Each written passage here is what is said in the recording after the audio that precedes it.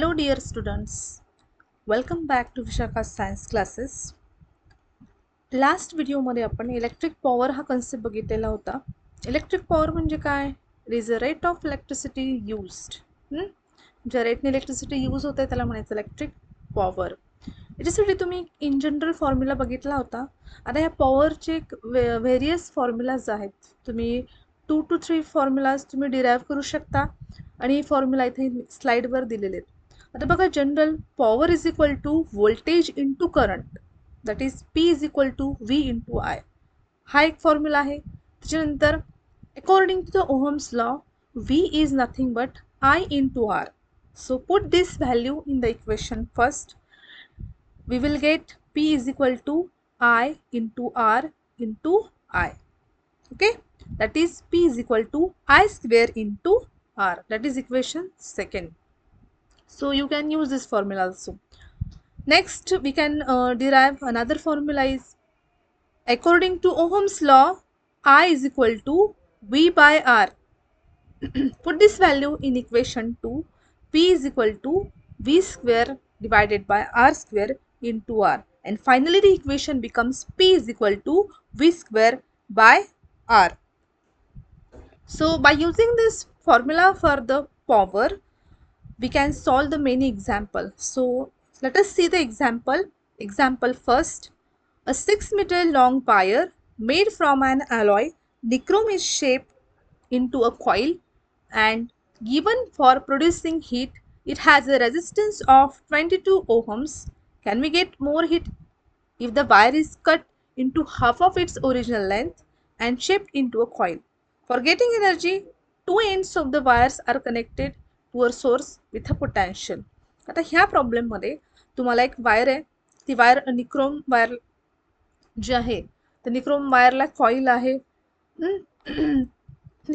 कॉईलनी असं coil shape दिलेला आहे त्या वायरला आणि ती वायर हीट प्रोड्यूस करते. 6 मीटर त्याची लेंथ आहे.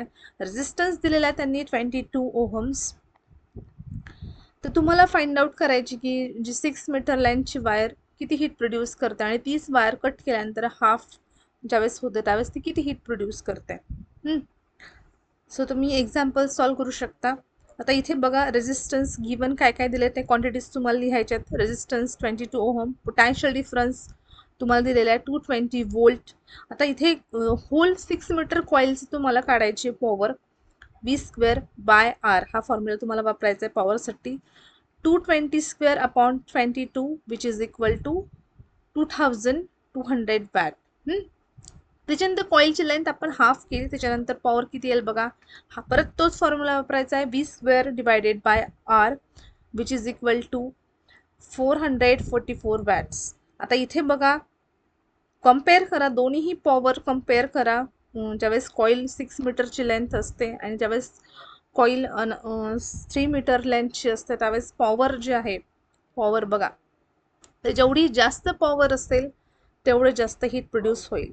जी वायर आता इथे बघा, हाफ कॉईलमध्ये जास्त हीट प्रोड्यूस होते कारण हाफ कॉईलला जे लागणारं पॉवर आहे ते जास्त वॅट्स आहे. त्याच्यामुळे this means that more heat will be obtained after cutting the wire into half.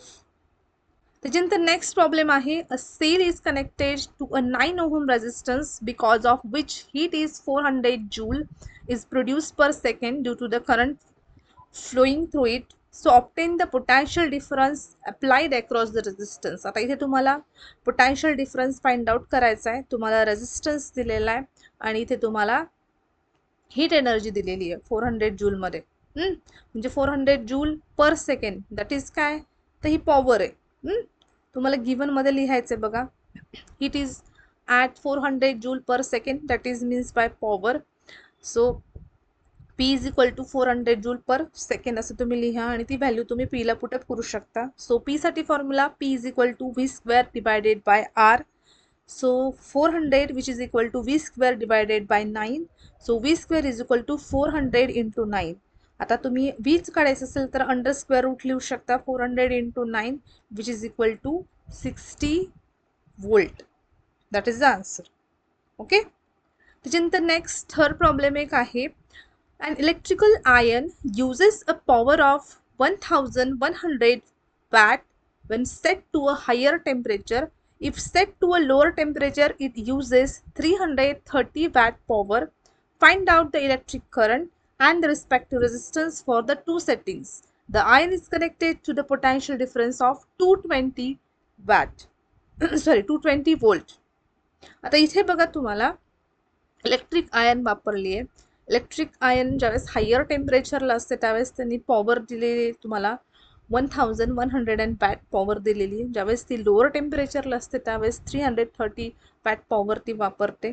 तुम्हाला आता इथे इलेक्ट्रिक करंट फाइंड आउट करायचा आहे आणि रेजिस्टन्स पण फाइंड आउट करायचे आहे. पोटेन्शियल डिफरन्स त्यांनी दिलेला आहे 220 वोल्ट एवढं दिलेलं आहे. हे सगळं तुम्ही गिव्हनमध्ये लिहिणार. तर पहिल्या केसमध्ये बघा, ज्यावेळेस पॉवर हायर टेम्परेचरला आयर्न सेट असतं त्यावेळेस पॉवर 1100 लागते, त्यावेळेस ते पुटअप करा. आता इथे तुम्हाला पॉवरचा फॉर्म्युला माहिती, power is equal to V into I. आता तुम्हाला इथे पॉवर माहिती आहे, व्होल्टेज माहिती आहे, तुम्हाला करंट फाइंड आउट करायचा आहे. So I1 is equal to P upon V. So 1100 upon 220 which is equal to 5 ampere current. Okay. त्याच्यानंतर सेकंड केस आहे, ज्यावेळेस आयर्न ही लोअर टेम्परेचरला असते त्यावेळेस पॉवर 330 वॅट यूज होते. तर तुम्हाला ते वापरून करंट काढायचं आहे I2 which is equal to P upon V which is equal to 330 upon 220 which is equal to 1.5 ampere. त्याच्यानंतर तुम्हाला तर करंट फाइंड आउट केले तुम्ही I1 I2. त्याच्यानंतर तुम्ही बाय युझिंग ओहम्स लॉ तुम्ही रेजिस्टन्स सुद्धा फाइंड आउट करू शकता. सो रेजिस्टन्स R1 साठी तुम्ही फॉर्म्युला वापरा, V divided by I1 which is equal to 220 divided by 5 which is equal to 44 ohm. त्याच्यानंतर रेजिस्टन्स 2 ची व्हॅल्यूसाठी तुम्ही V divided by I2 करू शकता, 220 divided by 1.5 which is equal to 146 ohm. अशा पद्धतीने तुम्ही इलेक्ट्रिक करंट आणि रेजिस्टन्स फाइंड आउट करू शकता. नेक्स्ट लास्ट हा एक प्रॉब्लेम बघू, त्याच्यानंतर मी होमवर्कचे प्रॉब्लेम तुम्हाला देणार आहे. So an electric tungsten bulb is connected into a home circuit. The home electric supply runs at 220 volt potential difference. When switch on, a current of 0.45 ampere flows through the bulb. What must be the power of the bulb if it is kept for 10 hours? How many units of the electricity will be consumed? आता एक tungsten bulb आहे जो home सर्किटमध्ये connected आहे. Potential difference दिलेला आहे 220 volt. आणि ज्यावेळेस हा करंट म्हणजे बल्ब स्विच ऑन असतो त्यावेळेस त्याच्यामधून 0.45 एम्पियर करंट फ्लो होतो. तर तुम्हाला आता पॉवर फाइंड आउट करायचं आहे. तुम्ही पॉवर फाइंड आउट करू शकता. पॉवरचा फॉर्म्युला आहे बघा,